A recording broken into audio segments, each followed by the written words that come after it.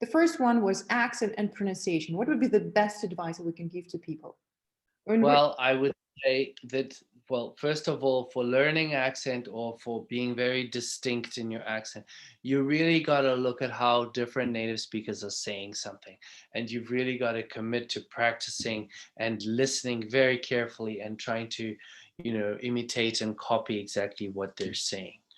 Guys, when you learn a new word or when you look up a word that you think you know, always listen to how it's pronounced, because in every online dictionary, there's this button, you can click on it and you can listen to American pronunciation, you can listen to British pronunciation.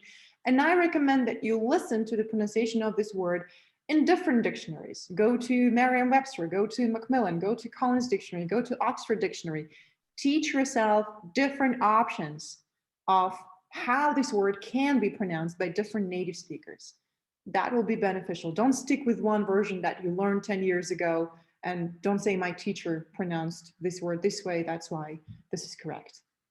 The next level was when people do not take into consideration that a word can have more meanings than what they know. Absolutely. Words can have different meanings What in advice different in different contexts, can mean absolutely different things. So again, I would just look at different options. And again, I think the most crucial thing when you get a new word, make sure you understand its different connotations. Look it up not only in a dictionary, use a thesaurus, because you might find that there are different words. And again, when you talk about homophones, for example, and you've got here and here, come over here, I can't hear you. I mean, it sounds absolutely the same. It's two different words and it can be used absolutely differently. So be sure to use not only the dictionary, but a thesaurus as well. And be careful that in your language, there might only be one meaning. You tend to find things like, if we talked about it earlier, like pass me the scotch. Is scotch whiskey? Because scotch is a drink actually in Scotland, and it's and a scotch. That's what they mean when they say scotch. Right. So the thing to fix it, again, you don't want to, sorry, I don't have any whiskey, I don't drink. There's going to be a mix up there. So yeah, you want to be checking up that type of things. Guys, whenever you find a new word or whenever you want to understand how a word should be used, simply Google word X in a sentence.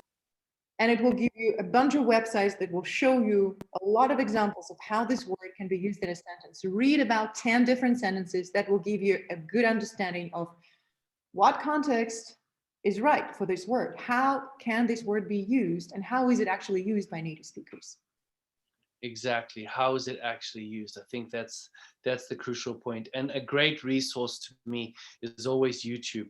You just go there and you can look up those words and see, exactly, and how you think the context is and how it's seen in a sentence. And just go there, and as you've shown us as well in some videos, you probably find it was in some movie, and then you're going to see how it's pronounced. You're going to answer a lot of questions by doing that. Yeah, so that's a good point. Next is articles. Well, what advice can we give to people who tend to ignore articles? Well, yeah, don't ignore articles. Articles is a tough subject, especially for Russians, because they absolutely don't use them. But you've got to really go through just hundreds of examples on how to use them. And, you've got to separate definite, indefinite. And there are lots of rules. I mean, there's more than 40 rules to the use of the articles. So yes, it is complicated, but you've got to use them, because without them, it just shows a lack of understanding and a lack of depth in the language if you don't use them at all. So, just raising them is not the solution there. Unfortunately, if you don't use them, we can't talk about fluency. Absolutely not. If you don't use the articles. I think what helped me understand the articles is I really asked myself, do I understand what they're doing in every sentence? Do I understand their role? And when I look at a sentence that has articles in it, I do this exercise all the time. I explain to myself why the article is there or why the article is not there. If I can explain it to myself, I really understand that. Because I find that they're not just small words, they actually mean something. For example, a always means one thing, and the always means that we know what we're talking about. It's a very specific thing. And the next thing was cultural differences. You know, sometimes some things like the word of course exists in one language and it doesn't exist in another language. Like the example we haven't spoken about is when people say he shook his head in mild disgust, or he shook his head. He didn't say anything, he just shook his head. And in English, Mm, it has a very definite negative connotation. It means a person shook his head in disapproval, right? Showing disapproval or just not agreeing with whatever the person was saying. And if you translate this word directly into Russian, that would be just a neutral way. It would mean he moved his head, but in which direction, what it meant, nobody would understand. And okay, well, of course, in this case, I mean, there are two things that give it away in that phrase that you just mentioned. He shook his head in mild disgust. yeah, So disgust means obviously it's a negative connotation. Mild meaning, well, not too much, but shook, when someone shakes the head, it's definitely a negative movement, unless, I mean, even if you know, Indian people, for example, they tend to move their head, but they don't shake the head. It's moving. It's like a bob. You know, they bob their head in certain direction. It's not a negative thing.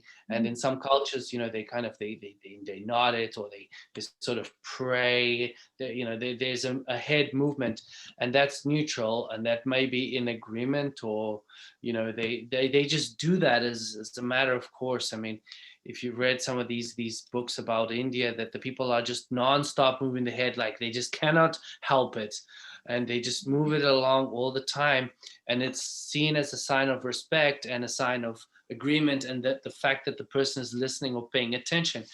But when you say he shook his head, it's always negative. because I heard some Russians take that pattern and they use it as he shook his head in agreement. And they think that makes sense, but it doesn't. You can nod your head in agreement.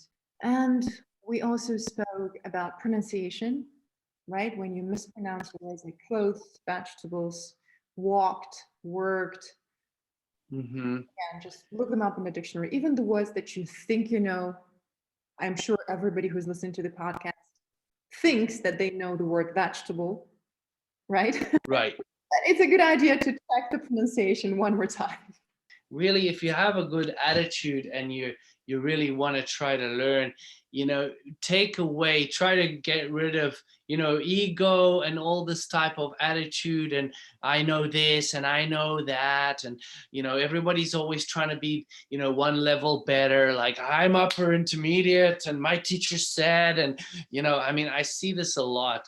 And I it really doesn't matter what kind of level you're on. If you go with a good attitude and you're friendly and you're genuinely trying to learn, and you know, you go with a positive tone and a good attitude, it won't really matter which language it is or which country you're in. You know, people are gonna want to help you and want to try to, you know, assist you. But you know, I think when someone is coming and saying like, oh yeah, my teacher said it like this and you're wrong, and what kind of a teacher are you? I mean, this really is not going to help you or anybody else in any respect.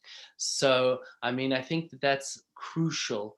And just to be very aware of how you come across to other people, and take the time really to understand how other people, you know, perceive you, as opposed to how you may perceive yourself, or how you may think that other people perceive you. Because you may think you're saying one thing in a certain way, but it is can be received by the other person in a completely different way. And it does not matter which language it is. People can be speaking the same language absolutely, and you know, they they can receive different messages, and that's often due to intonation, tone, pronunciation, and word usage, for Right. example. And again, do this exercise more. Check understanding. Check you understood what the person just said, and check if they understood what you have just that. It's a good exercise to always say, do I hear you correctly? Do you mean to say, and repeat what you think you heard, not like really what you heard. Repeat what you think you heard. That's a good exercise. I Absolutely.